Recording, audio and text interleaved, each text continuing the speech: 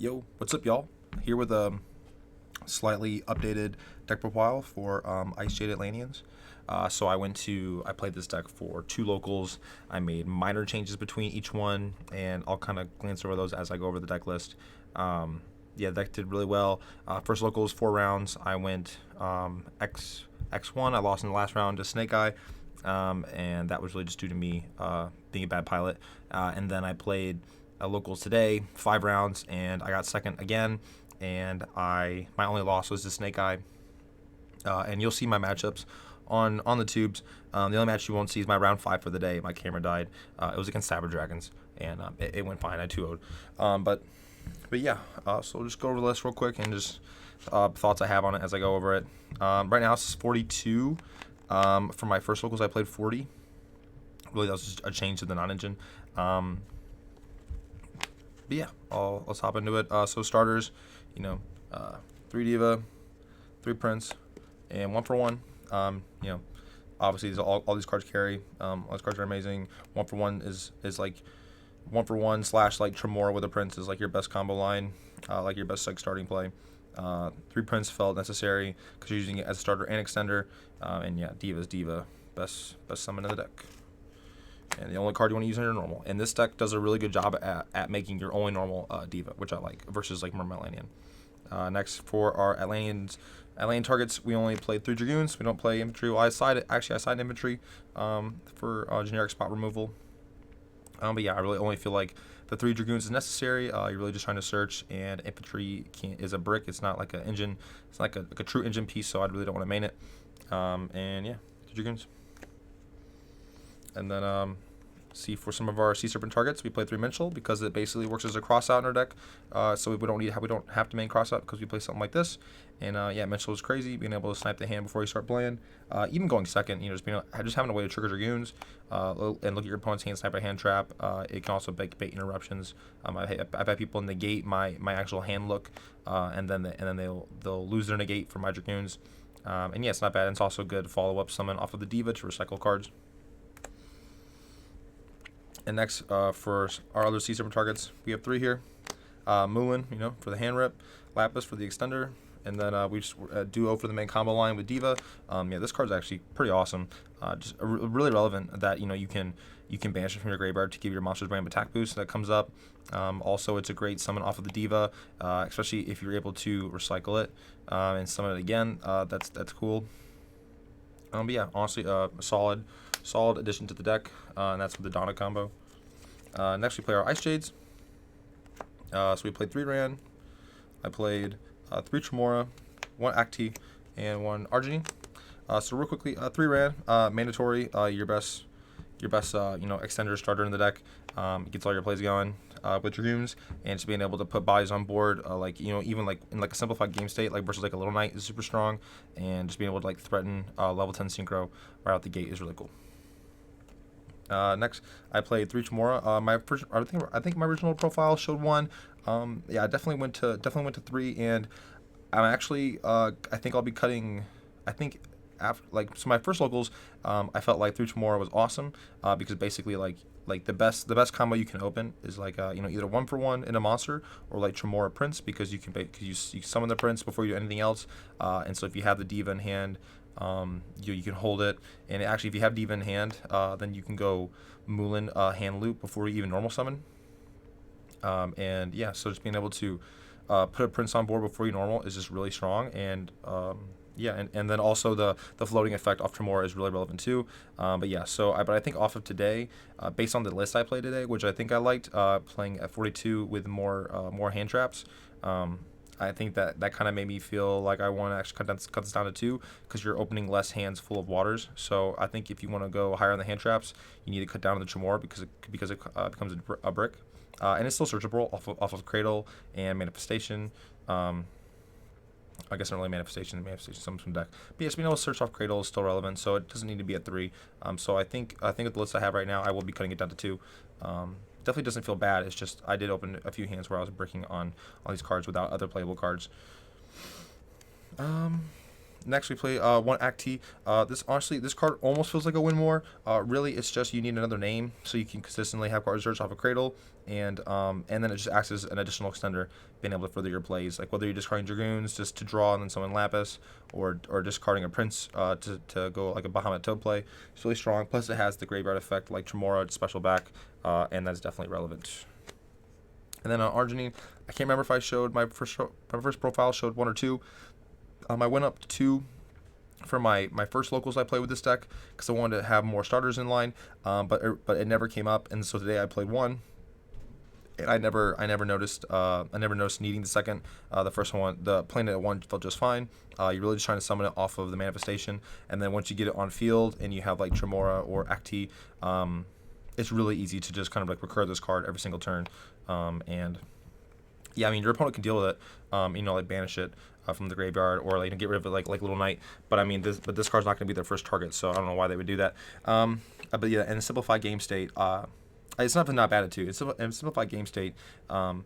Being able to go like one of your water gets destroyed, and then you can activate Tremor or Acti to summon this back, and then it'll search for a follow-up, and then when they try to attack it, you summon another water, it won't die, so you attack it twice, and the monster you summon. Yeah, it's pretty nice. So this card is definitely awesome. Maybe definitely not wrong to play to 2, but I definitely don't feel like I need any more than 1. And then we max out on our Icejade spells. 3 Cradle, obviously, just consistency. Final Icejade, then Manifestation. This card debatably could be down at 2. I think I personally like it at 3, because even if it's a dead card in your hand, it's still a discard off your Ran, because Ran needs to discard a water or Icejade card. And plus, this is just the best extender you have when you do get hand trapped.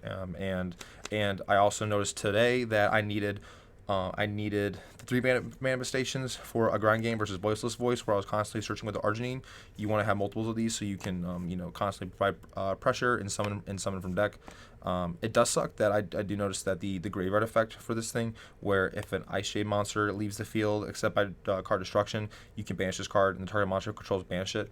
That just doesn't seem to come up very much at all, which is unfortunate. But I mean, I'm sure in like niche scenarios where they're like banishing something with like with Little Knight, or against like random rogue decks that have niche effects, I'm sure that's relevant. But yeah, in the current like metagame, the graveyard effect doesn't seem to be really relevant, but it's still a solid extender being able to summon from deck. And next, yeah, so my first locals, I played 9 hand traps and call by in the main to keep it at an even 40. Today, I wanted to see what would happen if I played more hand traps and accepted some more brickier hands, but then also furthering my ability to stop my opponents from playing. So today I played 12 hand traps with the call by in the side, and I just played 3 Nib, 3 Ash, 3 Imperm, and 3 Valor. Yeah, and these felt great. I was hand trapping people all day, stopping combos, and then I would play with my 1 or 2 cards, and I was doing just fine. Yeah, I think I really do like this. So like I said, I'm at 42 currently, and I do plan on cutting at least testing wise. My next event, I think I'll be cutting one of the Tremoras. Other than that, I really don't know what I want to cut. I might play with cutting one of the Valors and then playing it at even 40 with 11 hand traps.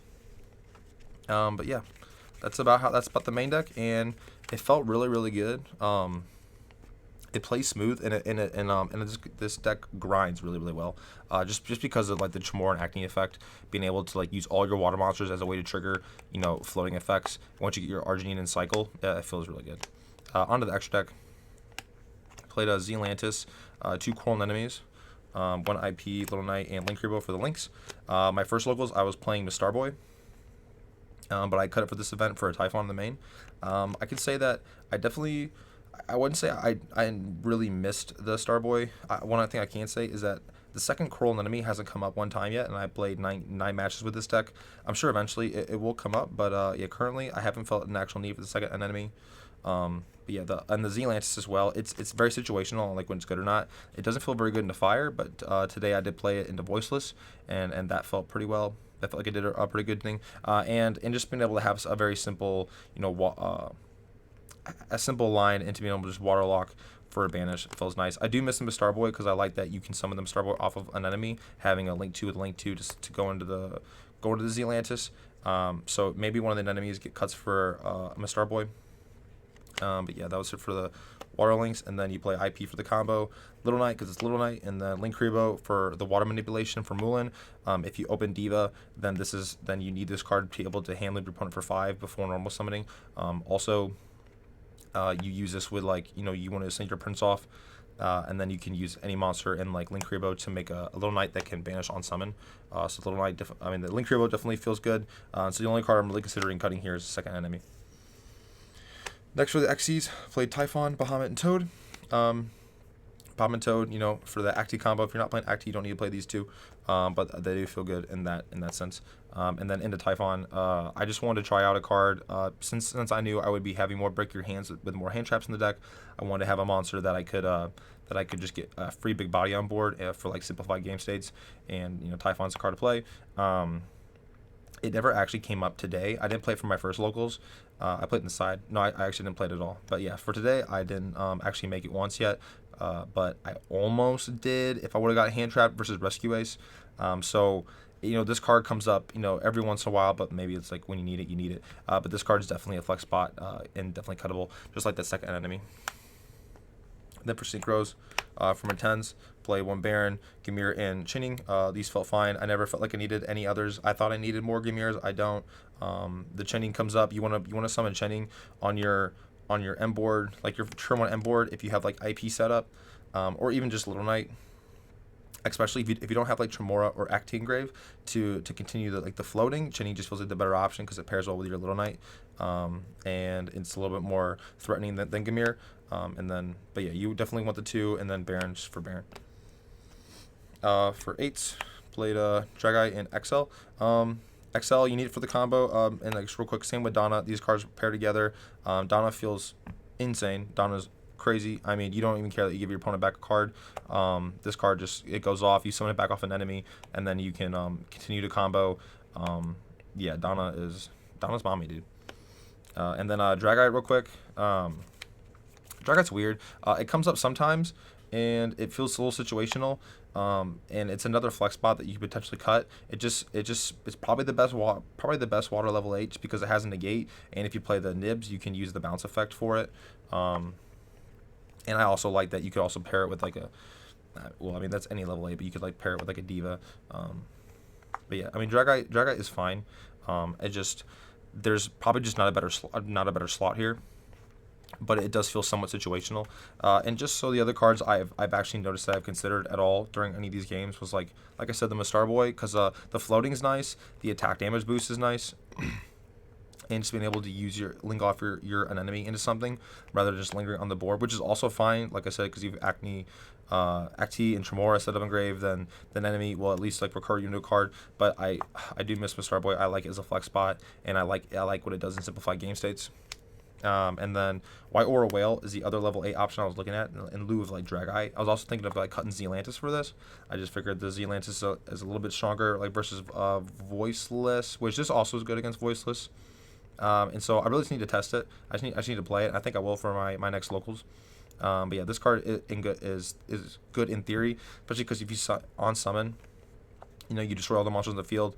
And then like if they were to destroy it, and it just comes back for free. It's not once per turn to summon back, and then becomes level 8 tuner on summon. So you could potentially do like synchro plays with it. Although you'd probably rather just not make it a tuner and use like your diva with it to make it level 10. But yeah, this is another card I'm considering. And then I think I noticed one time today that I've noticed every once in a while that a level 6 synchro would have been nice. And so maybe Coral fills that role. I don't know if Coral would actually make the extra deck, but it's definitely another card to consider. Yeah, so that's the extra. And then the side completely changed from the first locals to this one because I added cross out. With the 12 hand traps, I would definitely be setting the cross outs.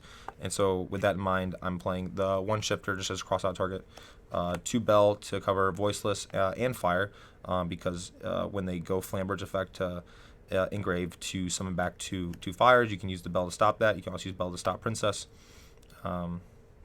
And then 2 Droll as well, mainly as a cross-out target, but also for like the random combo decks and like random rogue. I would like to play 3 of this. I just don't know. I was making them a side deck last second, and I don't know what I would have replaced for third Droll. But yeah, I wouldn't say I felt like I needed 3 Droll, so it's probably not necessary. And then I play 1 infantry in the side for For random spot removal, for like row strategies, floodgates that I'm afraid of, the infantry is relevant. Also, like if hand traps are bad to a matchup, the infantry will come in, and yeah, that's it for monsters on the side. And like I said, I played 3 crossouts for going first. When I want to have some more protection for my combos, I never actually saw it today. I didn't go first very often. I lost, I think I lost all my rolls today. So yeah, I never actually like really got to play this card. But you know, in theory, it's good. So we're playing the crossouts. Call by because it's not in the main right now. And then 1 tactics. I was playing 3 for my first locals. I really do like talents, and I would honestly like to play 3. But I think if you're playing more hand traps and you want to play the crossouts, if you're playing less hand traps and you want to play the tactics at a higher count. But yeah, I just played 1 because I want it as a crossout target, and it's good going first. And I would put sometimes going second, and then just some board wipes, Heartbeat for back row decks, generic stuff, and then evenlies for like random matchups, rogue, rescue ace, stuff like that. And yeah, so that's it. The side deck, I don't know. The side deck will change for every locals. But yeah, so that's the profile. So far the deck's doing really well. Honestly, the issue I'm at right now is that I feel like I'm at a pretty good place with it, and I really don't know how I want to work on it from here.